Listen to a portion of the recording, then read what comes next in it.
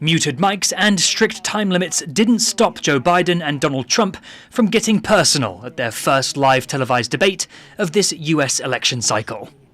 My son was not a loser, was not a sucker. You're the sucker. You're the loser.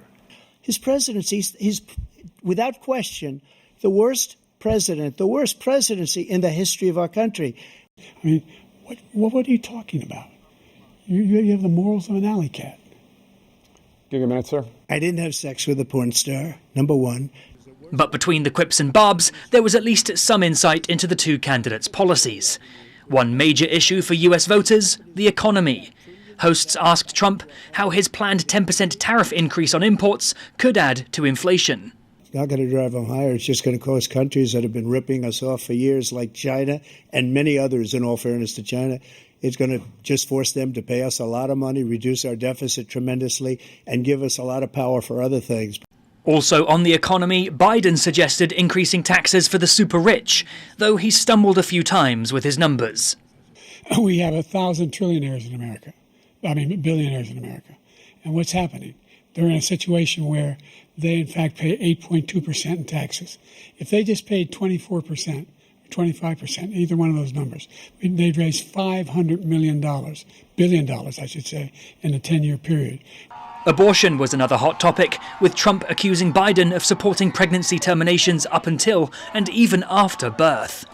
Biden hit back, saying he wanted to leave the issue of abortion with healthcare professionals by reinstating Roe v. Wade. Immigration, Trump's signature topic, was a subject he was eager to jump to several times throughout the debate. And because of his ridiculous, insane, and very stupid policies, people are coming in and they're killing our citizens at a level that we've never seen. We call it migrant crime. I call it Biden migrant crime. But it was an issue Biden claimed to have bested his opponent on. What I've done since I've changed the law, what's happened? I've changed it in a way that now you're in a situation where there are 40% fewer people coming across the border illegally. It's better than when he left office. Foreign policy took center stage for a large chunk of the debate, with Trump claiming conflicts could have been avoided if he had won a second term. As far as Russia and Ukraine, if we had a real president, the president that knew, that was respected by Putin, he would have never invaded Ukraine. And Biden stuck to his guns on the support he's provided to Ukraine, a level of aid Trump has consistently criticized.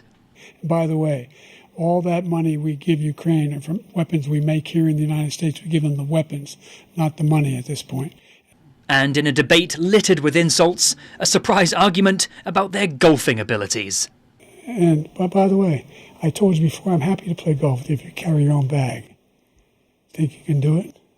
That's the biggest lie, that he's a 6 handicap of all. I was an 8 handicap. Yeah. 8.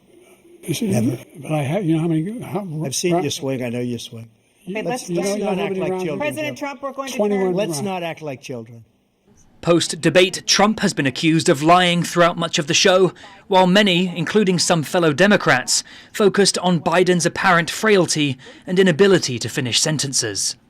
And I'm going to continue to move until we get the total ban on the total initiative relative to what we're going to do with more Border Patrol and more asylum officers.